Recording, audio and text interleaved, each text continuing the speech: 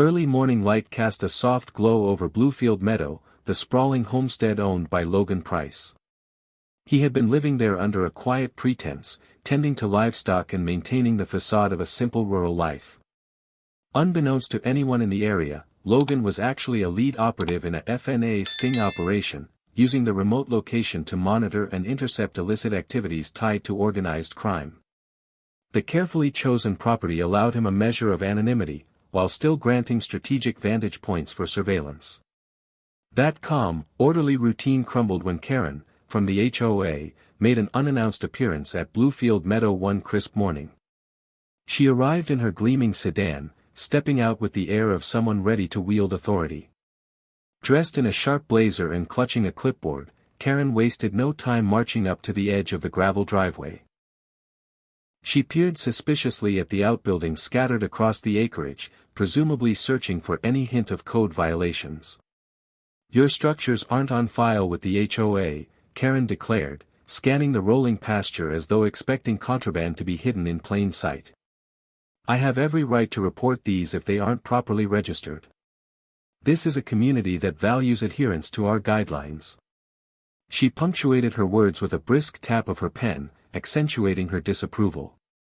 Logan, having anticipated some form of neighborhood oversight, but not quite to this degree, offered a polite greeting, hoping to keep the interaction brief. "Good morning," he said calmly, wiping his hands on a rag after completing routine barn chores.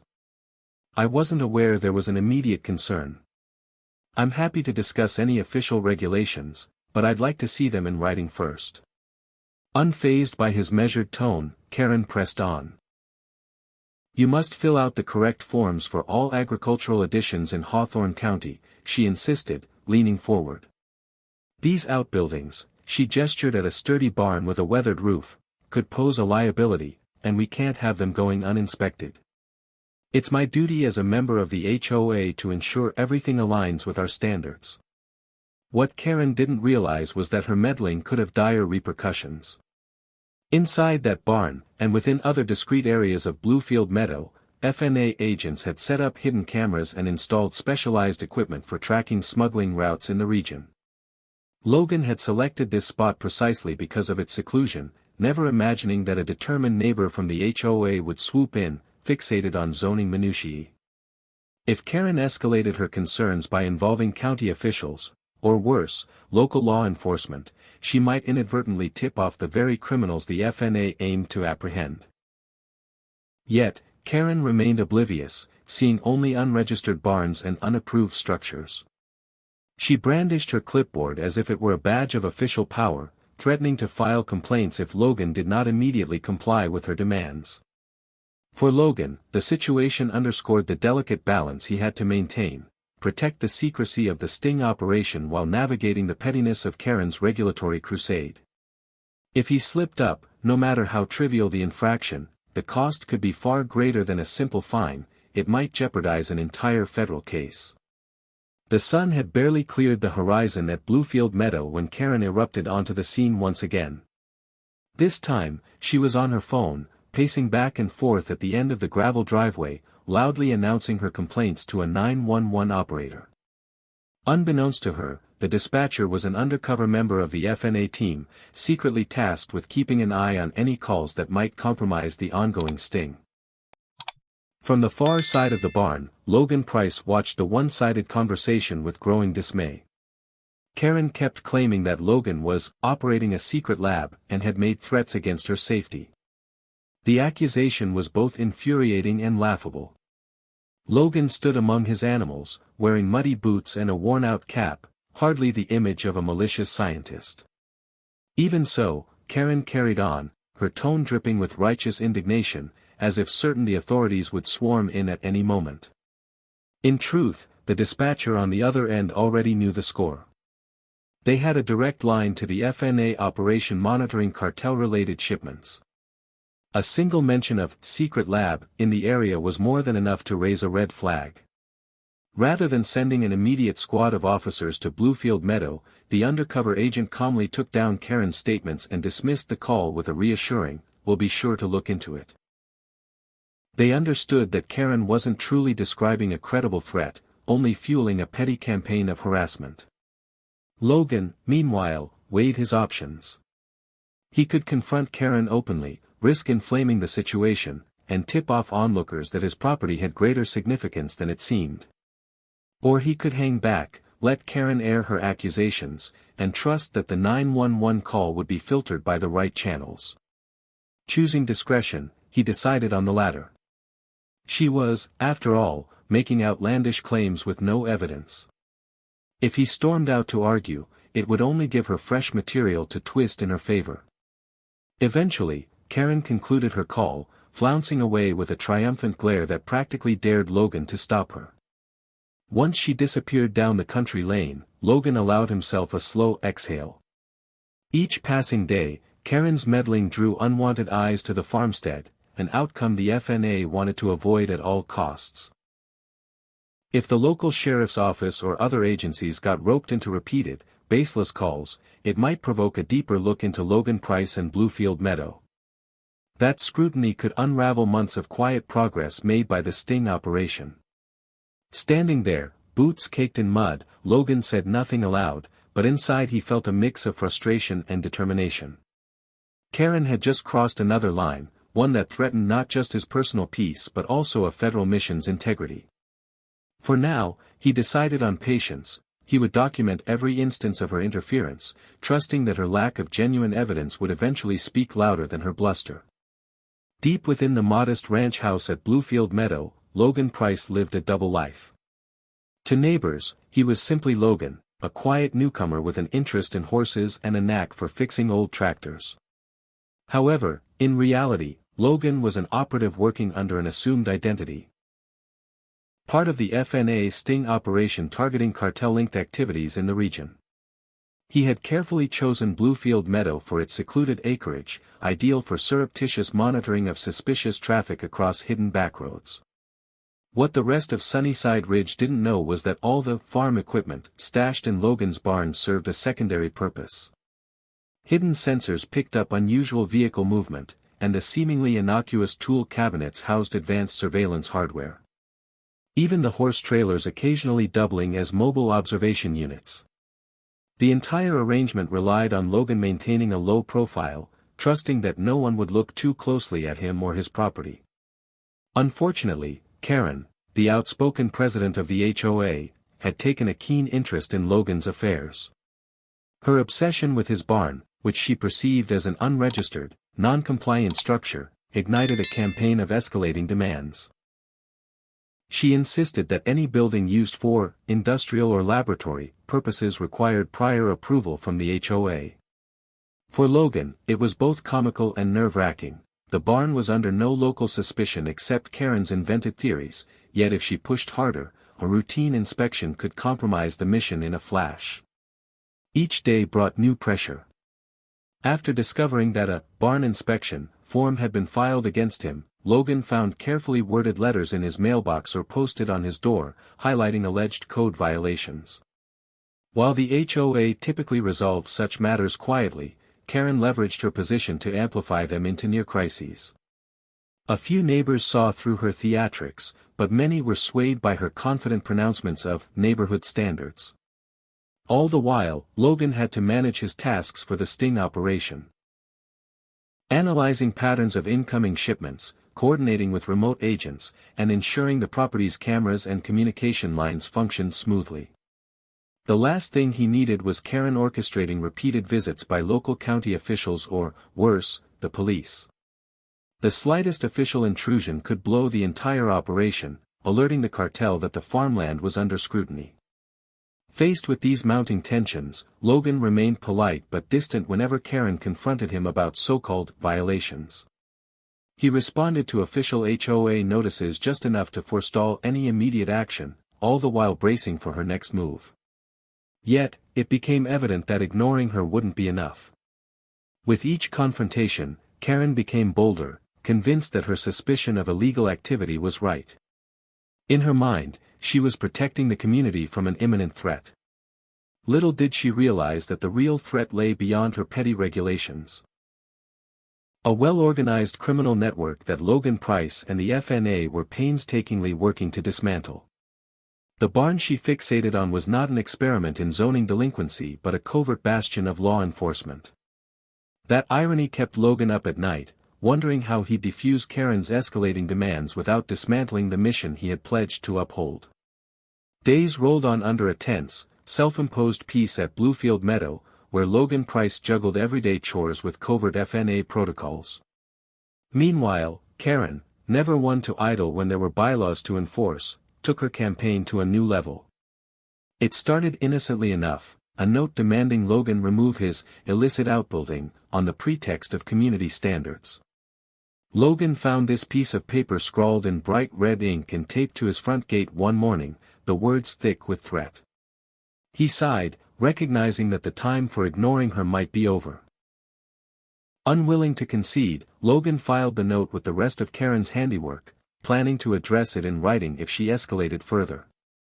But the situation quickly evolved when Karen arrived at Bluefield Meadow flanked by two associates, fellow HOA members who apparently shared her zeal for rigorous oversight. They appeared without warning on a breezy afternoon, demanding an unannounced, compliance inspection. One of the men, a short fellow in a crisp polo shirt, was rummaging through a stack of official documents that presumably justified their intrusion. Under Clause 14.6 of the HOA guidelines, we can conduct random checks if we suspect unregistered structures, Karen declared, flipping her hair back with a haughty flourish. Logan peered at the stack of papers, uncertain whether Clause 14.6 even existed or if she had fabricated it to bolster her argument. He calmly pointed out that they were, in fact, on private property, and any forced inspection without prior notice might constitute trespassing. The conversation grew tense, each side clinging to its interpretation of local rules. Behind his measured responses, Logan's pulse quickened. He could feel the weight of the FNA operation. If Karen and her entourage started opening barn doors or rummaging through outbuildings, they might stumble upon specialized equipment meant for intercepting and decoding cartel signals. Even more problematic, if they reported any suspicious machinery to the county or, God forbid, the police, it could blow the entire mission. With so much at stake, Logan resolved not to let them cross any thresholds. Respectfully, he told them, "You can't just turn up and demand entry. If you have legitimate concerns, we can schedule a time. But right now, I'm exercising my right to refuse unapproved inspections." The men behind Karen exchanged uncertain looks, as if they hadn't considered the possibility that Logan might stand his ground. Yet Karen refused to back down. She insisted that a legitimate complaint had been lodged, though she didn't divulge who lodged it, and that any further delay would only heighten her suspicions. Thus began a heated exchange, witnessed by a few curious neighbors who slowed their cars to watch from afar. It was a tug-of-war over property rights, with Karen championing her version of communal law and Logan clinging to actual legal boundaries. Ultimately, Karen and her associates left in a flurry of exasperation, threatening to elevate the matter to the highest levels of local governance. Logan, left behind, noted every detail in his log, a crucial record should the conflict escalate to a point where official disclaimers were needed. But Karen wasn't done. Later that evening, she posted on a local social media group about suspicious activity at Bluefield Meadow. Without naming Logan Price explicitly, she hinted that the occupant might be running an illegal setup and that the barn, in particular, warranted watchfulness. This post, ironically, did more than just rally local gossip. It caught the eye of outside law enforcement who, ignorant of the FNA operation, grew curious about the site. The result was a deputy eventually knocking on Logan's door, fueled by second-hand misinformation. Logan found himself once again brandishing a partial explanation, enough to assure the officer that he was indeed engaged in legitimate work but not so detailed as to blow the lid off the FNA sting. Word of the encounter spread among neighbors, some concluding that Karen had overreached, while others speculated darkly about Logan's true intentions. For the FNA, it spelled trouble. Each fresh rumor swirling about Bluefield Meadow threatened to compromise the secrecy that was paramount to the sting. The cartel, known for its intelligence networks, could catch wind of local chatter and suspect they were under surveillance. Tension soared, with the FNA pressing Logan to clamp down on Karen's meddling before the entire operation unraveled. Confronted with a newfound sense of urgency, Logan mulled over how best to neutralize Karen's influence without igniting a full-blown scandal. He decided to let her be told, in no uncertain terms, that the barn was off-limits for public inspection because it served an essential purpose. Yet he had to couch such statements carefully, ensuring not to reveal the barn's actual function. As if the situation weren't precarious enough, a rumor took root that the HOA might debate enacting new bylaws about utility buildings, a measure that could further hamper Logan's site. By week's end, the war of words and rights teetered on a knife's edge. While Karen escalated her social media warnings, Logan searched for a quiet, lawful path to keep her at bay. Over dinner with a close colleague from the FNA, who visited incognito, Logan outlined the challenges. They concluded that while forcibly removing Karen from the scenario was extreme and unfeasible, curtailing her capacity to meddle was vital. And so, an unspoken countdown began. The sting's culminating phase lurked on the horizon, and if Karen's theatrics weren't halted soon, she'd unwittingly sabotage a mission with national repercussions. Having watched Karen escalate her campaign from notes and unannounced inspections to extensive social media posts, Logan Price knew it was time to pivot from merely logging her actions to proactively countering them. The final straw arrived on a mild afternoon at Bluefield Meadow. Logan found a harried neighbor delivering a printed email that Karen had circulated, proclaiming that the barn on Logan's land was likely a front for clandestine experiments. The neighbor, embarrassed, mentioned that a few folks had taken it seriously enough to speak about forming a watch group. For Logan, the infiltration risk soared with each rumor. The FNA had meticulously planned a major operation in the region, involving an impending shipment from the cartel.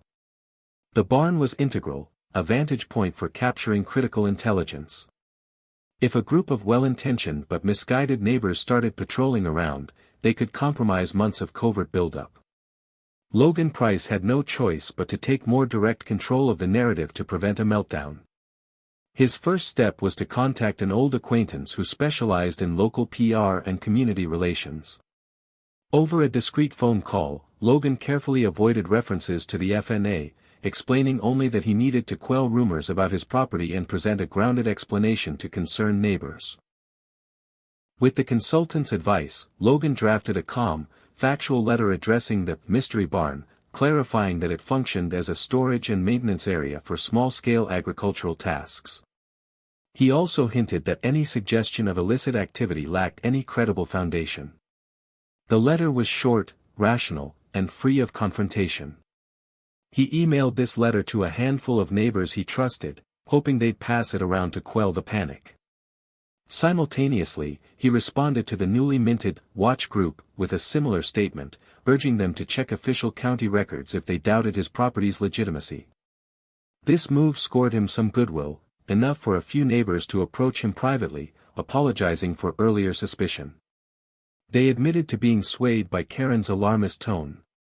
Karen, however, was undeterred by these attempts at clearing the air.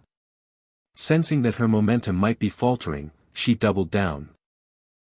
She announced an urgent meeting at the HOA pavilion, boldly proclaiming that significant concerns about Logan's use of the land warranted immediate action. She even teased that local deputies might attend to hear out the community's fears. The message was clear: Karen wanted an official stage to amplify her claims, a setting where neighbors would lend her the moral high ground. Meanwhile, the tension within the FNA soared. Agents responsible for analyzing local traffic patterns grew uneasy about the swirl of rumors tying them to secret labs. Some believed the cartel would pick up on the chatter, suspect an infiltration, and either shift or cancel their shipment routes. If that happened, the entire sting might dissolve, depriving federal officers of a major bust. At every debrief, Logan found himself pinned with anxious stares, as if asked silently, "When will you neutralize this disruption?" Realizing the time had come for a more decisive move, Logan orchestrated a quiet meeting with the local county sheriff. Without divulging the specifics of the FNA operation, Logan laid out how Karen's theatrics could drag law enforcement into needless interventions and potentially tip off criminals. The sheriff, familiar with some of Karen's past behavior, expressed exasperation but also recognized the seriousness of the warnings. He agreed to a measured approach. Any new complaint from Karen about Logan's barn or criminal mischief would be reviewed with extra scrutiny. If it lacked credible evidence, no official resources would be dispatched to investigate. The countdown to Karen's urgent meeting ticked on. On the eve of the event, Logan carefully prepared, gathering records of compliance with county regulations, the property deed showing no code violations, and an official letter from the sheriff acknowledging that no cause for alarm existed. If Karen intended to blindside him at the public forum, he would present tangible proof to undermine her scaremongering. So far, every tactic Karen used had hinged on insinuation rather than facts. Logan's goal was to flip that approach on its head. The night of the meeting arrived with a crowd bigger than usual. Cars lined the streets near the HOA pavilion, an unusual turnout that underscored the curiosity, some might say excitement, to see whether the rumors of a secret lab or illicit operations would be confirmed. As Logan took a seat in the back, watching Karen hold court near the front, he noted how she appeared emboldened by the attention. With an assured tilt of her chin, she introduced the session by rattling off disclaimers about community safety and the undeniable right to question unusual behavior. But Logan wasn't there to play defense this time. With the FNA straining to maintain operational secrecy and local authorities now forewarned, he had every intention of dismantling Karen's narrative before it spiraled any further. A hush fell over the room as he stood, documents in hand, ready to address the crowd. For a moment, even Karen paused in her monologue. Eyes turned to Logan, each face hinting at the question, was there truly something sinister at the barn, or was it all a figment of Karen's hypervigilance? With the entire neighborhood perched on the edge of their seats, Logan began to speak, determined that by the end of the night, at least within Sunnyside Ridge, reason and evidence would prevail over rumor and hysteria. The tension at Bluefield Meadow had become palpable ever since Karen's meddling drew more and more neighbors into a frenzy of speculation. Each day, additional whispers surfaced about unusual happenings on Logan Price's land, with some claiming they heard strange machinery at night, while others insisted they saw suspicious vehicles lurking by the property line. Alarmed by these rumors, the FNA found itself forced into a kind of public relations damage control, hoping to keep prying eyes from interfering with its larger mission. At the center of it all was Karen, who seemed energized by the attention. Unfazed by repeated cautions from local authorities, she continued hosting impromptu awareness gatherings, encouraging neighbors to be vigilant about potential wrongdoing in their midst. She played up the idea that Logan's barn might be a front for something illegal, though she never offered concrete proof. Instead, she nurtured a climate of fear, proclaiming that, if we ignore the signs, we'll regret it later. Much to Logan's dismay, the chatter began reaching beyond Sunnyside Ridge. Occasional talk radio shows covering local community disputes picked up a snippet of the story, a suspicious barn, an adamant HOA enforcer, and a homeowner whose routine, once quiet, was now painted as evasive. The FNA leaders, mindful that the cartel could catch wind of these rumors, pressed Logan to quiet the uproar. If the criminals sensed a heightened law enforcement presence, they would reroute their activities, undermining months of careful planning. Adding fuel to the fire was a scheduled neighborhood bonfire near Bluefield Meadow, originally intended as a communal event to foster camaraderie. With Karen sowing rumors about Logan's property, the upcoming gathering morphed into a potential flashpoint. The idea of large groups milling about near the barn alarmed the FNA, which had eyes on an imminent cartel shipment. If the cartel scouts spotted unusual activity or overheard spooked neighbors, they might cancel the drop entirely, erasing the chance to nab key operatives. An unmarked deputy soon appeared on Logan's porch, verifying that he was indeed cooperating with a federal operation. Worried about the swirling speculation, the deputy suggested that Logan consider whether the barn needed to be cordoned off before the bonfire. Logan explained that any overt signage, like "No trespassing," taped across the barn, might itself appear suspicious. The deputy exhaled a tense breath. Karen's crossing into territory that could sabotage everything, he muttered, echoing the sentiment that Logan had harbored for weeks. Caught between these converging pressures, Logan realized he needed a strategy to defuse the hype. One part of him longed to confront Karen publicly. Call her out for stirring panic over a structure she scarcely understood. But the more rational side recognized the risk. A direct confrontation could supply more fodder for her dramatic narratives. So he opted for quieter measures instead. He flagged suspicious vehicles that seemed to circle the property and compiled incident reports for the FNA to evaluate. He also mapped out vantage points around Bluefield Meadow where potential cartel lookouts might station themselves, ensuring that his team could detect an approaching threat quickly. Meanwhile, Karen persisted with her near-daily Facebook updates, brandishing shaky phone snapshots of the barn at dusk. Posts titled, "Something's Rotten on Pine Cone Lane," circulated among local groups, each featuring lurid speculation about contraband or bizarre experiments. Logan suspected that these sensational claims had begun attracting attention not just from within the neighborhood but from outside it as well. The more the rumor mill churned, the more precarious the sting operation became. Some neighbors stood up for Logan, publicly or privately advising others not to jump to conclusions. Yet, their voices were drowned out by Karen's relentless energy and the allure of a scandal. Now, talk of a mass infiltration or federal crackdown floated about, none of which had any factual basis, but it hardly mattered. Fear and curiosity proved a potent mix. Late one evening, the hush of night blanketed the ranch as Logan paced along the fence line, scanning the horizon with night vision binoculars. A gentle wind brushed the tall grass, carrying with it the faint sounds of distant traffic. Overhead, the moon cast pale illumination on the barn's roof. The entire scene felt like a calm before a storm. He knew that if the cartel recognized the area was under intense scrutiny, they might bail out of the deal or shift it to another county. If that happened, the FNA would lose crucial progress in dismantling a trafficking route. Ultimately, the plan to secure a crucial bust required precise timing. The FNA needed one last piece of evidence confirming the cartel's next move. In the meantime, Karen's meddling threatened to overshadow everything. By raising alarms about the barn, she was inadvertently drawing law enforcement and local busybodies alike.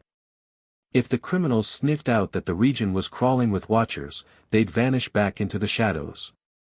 And so, with the date of the neighborhood bonfire inching closer, Logan braced for an explosive intersection of events: the gathering, the potential arrival of cartel affiliates, and a final, decisive opportunity for the FNA to execute its sting. High stakes indeed for a simple ranch property that was never meant to be the center of so much drama. As the wind died down and the night grew still, Logan silently vowed to see it through. If he could only keep Karen at bay long enough for the operation to strike its final blow. As the evening of the neighborhood bonfire approached, a quiet apprehension settled on Bluefield Meadow. Logan Price made his final checks around the property, ensuring no vantage point was unguarded.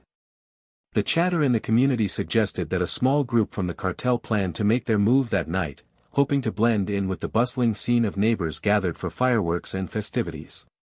Meanwhile, Karen, still ignorant of the FNA operation, spun her own narrative of suspicious doings, determined to catch Logan in some imagined wrongdoing.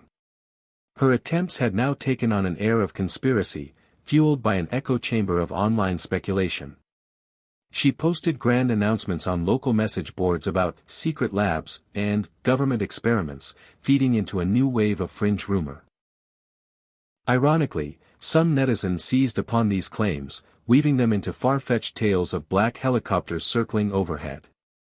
Although Logan's vantage points noted no such aerial presence, the rumor mill didn't require actual sightings to sustain excitement. Back at the ranch, the FNA team braced for what they termed a high-stakes bust. If the cartel's plan unfolded as predicted, a pivotal exchange would happen within earshot of the festivities, allowing agents to document incriminating evidence and possibly apprehend key operatives on the spot. The risk soared, however, because of Karen's unrelenting meddling. Her conspiracies, which gained traction online, could spook the criminals into ditching the deal or invite real police attention at the worst possible moment. On the afternoon before the bonfire, Karen drummed up extra drama by appearing at the local convenience store, telling anyone who would listen that certain property owners were up to no good. She brandished selective images of Logan's barn, capturing the building from unflattering angles that implied secrecy. A few neighbors, exasperated by her theatrics, offered no more than strained half-smiles. Others, still enthralled by the possibility of scandal, egged her on, fueling the sense that something huge was afoot in Sunnyside Ridge. Desperate to avert a fiasco, Logan quietly reached out to a contact in the county sheriff's department. He requested they stand by, clarifying the situation enough to dissuade them from responding to every spurious call Karen might place. That measure only partially comforted him, given that multiple agencies could get involved if someone dialed 911 from the site. Meanwhile, an FNA agent stationed in a nearby house echoed these anxieties, texting Logan updates on the rising tension among local chat groups. "Karen is stirring the pot again, some talk about forming a watch around your barn." By twilight, vehicles began arriving at a wide clearing near the edge of Bluefield Meadow, the designated spot for the community bonfire. Long tables appeared, loaded with potluck dishes and folding chairs, while children dashed around with sparklers. The mood was deceptively festive, with no sign of the bigger play about to unfold. Even the FNA team members on site disguised themselves as friendly neighbors, mingling with the crowd, checking in with Logan using innocuous coded phrases. Then, as dusk settled into darkness, the first set of colorful fireworks ignited. Pop after pop lit the sky, drawing oohs and ahs from the gathered families. But behind the scenes, the FNA maintained a vigilant watch. If the cartel associates were going to attempt a drop or a face-to-face exchange, the confusion of bursts and flashes offered perfect cover. Agents had vantage points across several vantage lines, scanning for any suspicious vehicles or handoffs. Karen inevitably made her presence known, striding around with a phone camera ready, pointing it suspiciously in Logan's direction whenever he drifted near the barn. She muttered about documenting the truth, while giving passers-by a conspiratorial wink. Some neighbors looked uncomfortable, others, already tipsy on the casual BYOB policy, teased her about spying on the boogeyman. Suddenly, an unexpected series of fireworks thundered from the far side of the gathering, a cluster that wasn't on the official schedule. The abruptness and intensity set every nerve on edge. The FNA agents jumped into high alert, suspecting this might be a signal from the cartel or a spooked associate reacting prematurely. Meanwhile, children shrieked in glee at the extra display, oblivious to the tension. Chaos erupted in the confusion. The snap and sizzle of fireworks drowned out the urgent shouts from hidden earpieces. In the swirl of activity, neighbors scattered, some worried about stray sparks. The FNA's camera feeds caught glimpses of two shadowy figures darting toward a small cluster of vehicles near the edge of the property. This was it, the presumed cartel suspects had arrived, and they might be trying to slip away unnoticed. Karen, misconstruing the commotion as her chance to expose everything, rushed forward. She made a beeline for the barn. In doing so, she nearly collided with a rigged motion sensor net that the FNA had installed to protect sensitive gear. The net, designed to deter uninvited visitors, snapped upward in a tangle of cords, ensnaring Karen in a humiliating instant. A shrill scream pierced the cacophony, followed by a tumble that left her flailing in full view of the entire crowd. Under the cover of the confusion, the FNA moved in on the suspects, while onlookers gasped at the spectacle. As the captured suspects were swiftly apprehended, cameras panned over to Karen, flustered and tangled, her phone still clenched in one hand. The scene was surreal. Like a comedic interlude in a high-stakes drama. Yet, for the operation, it provided a perfect diversion. The criminals had nowhere to run in the sudden bedlam. Moments later, once the suspects were secured, an FNA agent helped free Karen from the net, only to slap cuffs on her as well. She was furious, shouting about her rights, still fixated on the notion that Logan's barn was the real threat.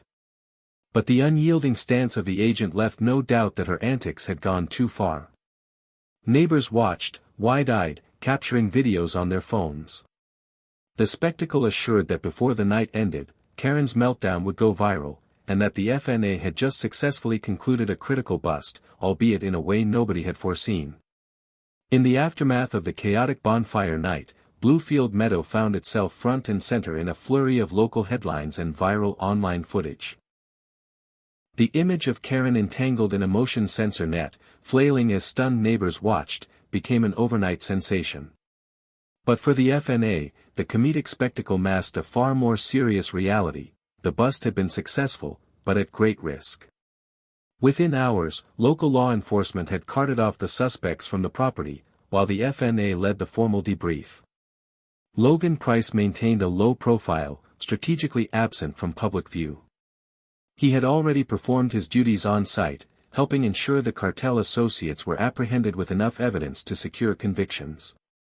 However, the viral videos left him with lingering unease. The last thing the operation needed was extra scrutiny from curious gawkers or opportunistic media outlets.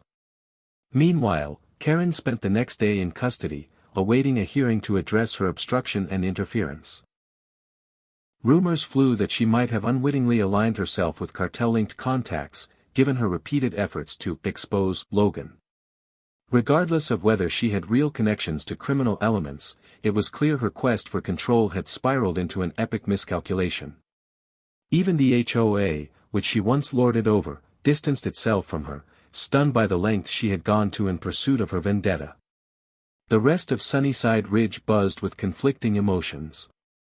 On one hand, relief set in at knowing a serious criminal operation had been disrupted in their midst. On the other, shock that such an event could unfold in their quiet corner of the county. Most residents realized that if not for Logan Price, and the net that fortuitously ensnared Karen, the cartel might have slipped away unnoticed. It was a testament to how unsuspecting the setting truly was, and how close a meddling neighbor came to derailing a federal mission. For Logan, the crucial operation had reached a successful conclusion, but at significant personal cost. He spent the next day collaborating with FNA officials, finalizing post-bust protocols and tying up loose ends. An unspoken sense of relief mingled with caution. Though the immediate threat had subsided, the fallout from Karen's meltdown was still unfolding. With half the internet snickering over a viral clip of her frantic gestures, who knew what new angles might emerge? Some might even brand him the mysterious farmer-turned-agent, if speculation ran wild. Despite these worries, one truth gave him solace: the greatest danger had passed, and the main suspects were in custody. The sting had succeeded where it mattered. As for Karen, her future would likely involve legal proceedings far beyond local code enforcement. Whether she had stumbled into association with the cartel or merely obstructed justice in her misguided zeal, the path ahead for her looked grim, overshadowed by the specter of federal charges.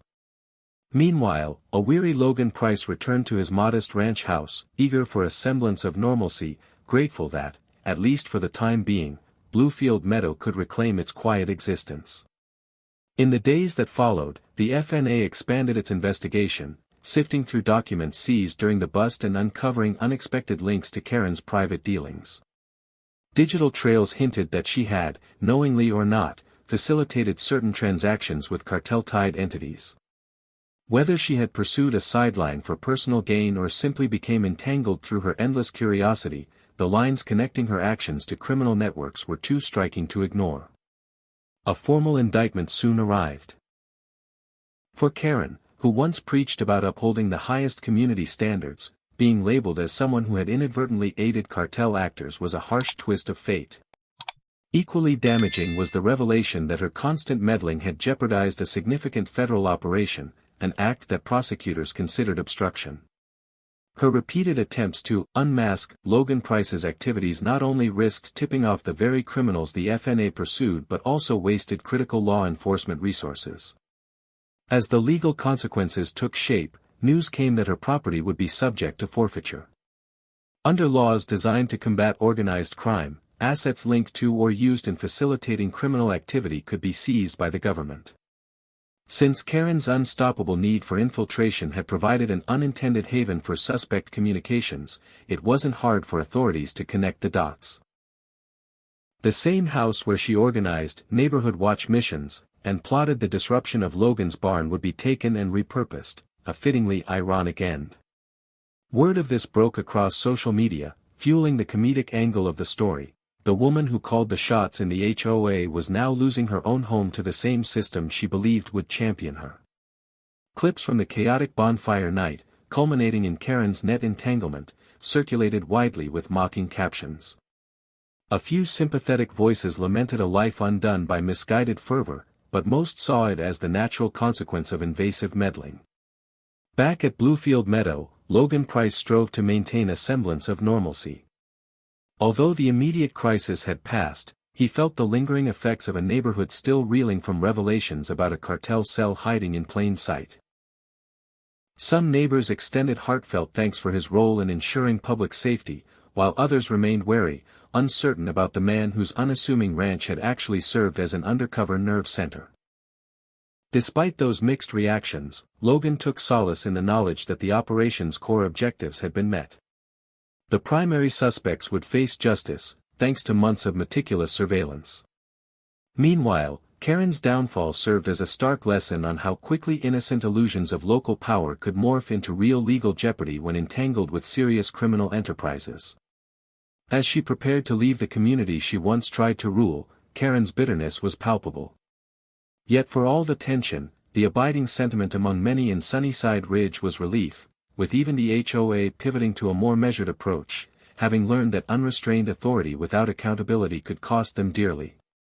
2 months passed, and Karen found herself serving a sentence that included mandatory community service at a federal site, one ironically tied to the same enforcement mechanisms she once tried to exploit. Clad in coveralls and boots, she spent her days cleaning and performing menial tasks under the watchful eyes of agents who, despite the seriousness of her crimes, couldn't help but find amusement in her attempts to micromanage even mundane chores. Meanwhile, Logan Price and the FNA concluded the final steps of decommissioning the covert gear at Bluefield Meadow. With the primary cartel ring indicted, the operation stood as a success story for the agency. Logan, freed from the immediate demands of maintaining his false cover, relaxed the stringent security measures. Where once the barn bristled with hidden sensors and listening devices, now it returned to a semblance of normal farmland. Only a few subtle remnants remained, nods to the high-stakes infiltration that had played out within its walls. Neighbors in Sunnyside Ridge, though initially stunned by the scope of the sting, settled back into their routines. They reorganized parts of the HOA, keeping the association's beneficial aspects but rolling back the intrusive policies that once let Karen wield disproportionate control. A renewed spirit of cooperation led to block parties and volunteer cleanup days, with small gestures reminding everyone that community living should be more about trust than tyranny. In the aftermath, Karen's house officially transferred to federal control. Rumors emerged that it might be refurbished as a local enforcement substation or used as a safe house for short-term investigations. Whether those whispers contained any truth didn't much concern Logan. He only felt a mild satisfaction that the property once central to her meddling would now serve a more constructive function. Fate had an odd sense of closure, especially after all the standoffs, petty conflicts, and near-ruined missions. Logan Price himself stepped forward into the next chapter of his life. Freed from the weight of secrecy, he found that some neighbors embraced him as a local hero, others maintained a polite distance, unsure how to reconcile his friendly demeanor with the knowledge he was a skilled operative. Nonetheless, Logan planned to remain at Bluefield Meadow. The land, once a strategic vantage point, now felt like a genuine home. He cherished the quiet hum of the countryside and the sense of belonging to a community healing from recent turmoil. As for Karen, each day she spent in her mandated service underscored the consequences of conflating personal vendettas with real enforcement. While she tried to bark orders and impose her old attitude on fellow workers, the federal agents and staff responded with exasperated tolerance, reminding her of the pecking order she no longer controlled. Through it all, she persisted in subtle attempts to assert herself, a testament to an unyielding personality, but the setting offered her few allies. In this new normal, Bluefield Meadow and its neighbors had moved on, forging a more cohesive, balanced community. The memory of Karen's net-snared downfall remained a local legend, serving both as cautionary tale and comedic footnote.